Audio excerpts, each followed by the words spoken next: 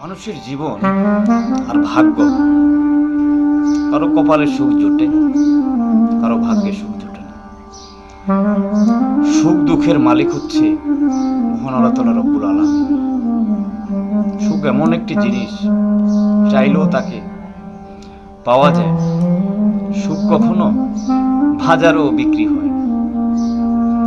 সুখ হচ্ছে এমন একটি সুখ দুঃখ এবং সুখ দুঃখ মিলিয়ে ভাগ্যের কি নির্মম পরিহাস। কখনো কখনো অশ্রু জোরে চোখ থেকে, আবার কখনো কখনো হাসি। আসলে জীবন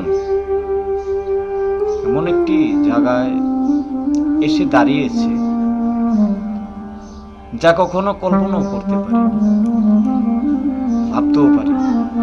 জীবন জীবনের গতিতে চলে, সময় সময়ের গতিতে চলে। মানুষ